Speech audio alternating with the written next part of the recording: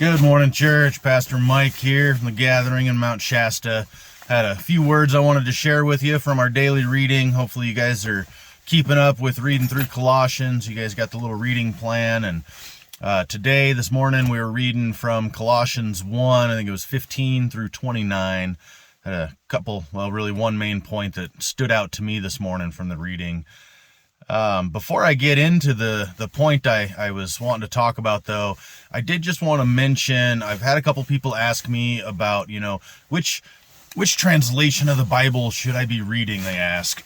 And honestly, I am of the opinion that any of them, as long as you're reading it, right? I would much rather you be reading one that's a little looser on the translation, trying to get the point across more than literal translation, as long as you're reading it, versus having a King James Version Bible that's too hard for you to read, so it just sits on the shelf and doesn't get read, just collects dust. So there's encouragement there. We quote from different versions of the Bible. I like to get the different nuances. It's hard to do a good interpretation of a foreign language with only one strict set of interpretations. So really, I encourage you, find the one that actually is the easiest for you to read and the one that you connect with. And as your journey goes along, God will lead you in it, and you might come to other translations that you like better.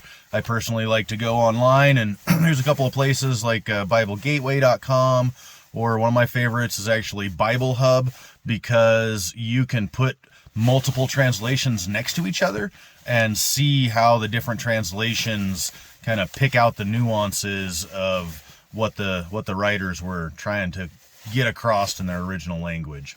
But so having said that, I do want to talk about just a couple parts here.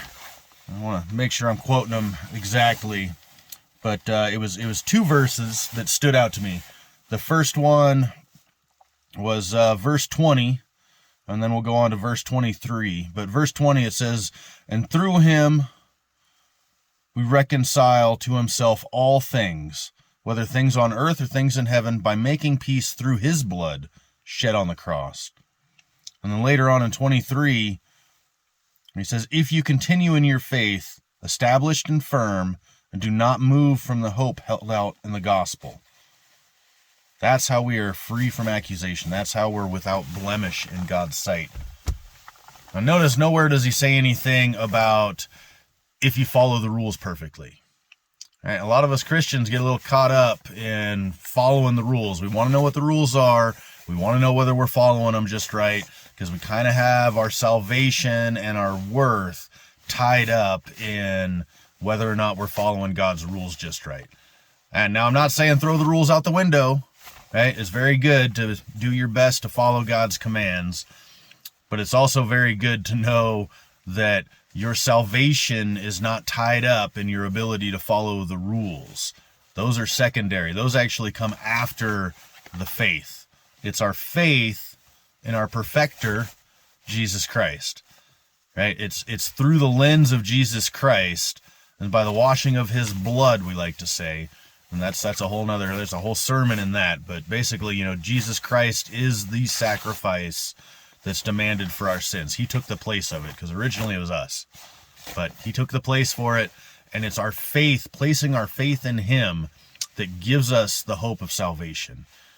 And with that hope, we can continue to work on ourselves through Christ. But I just want to give you hope this morning.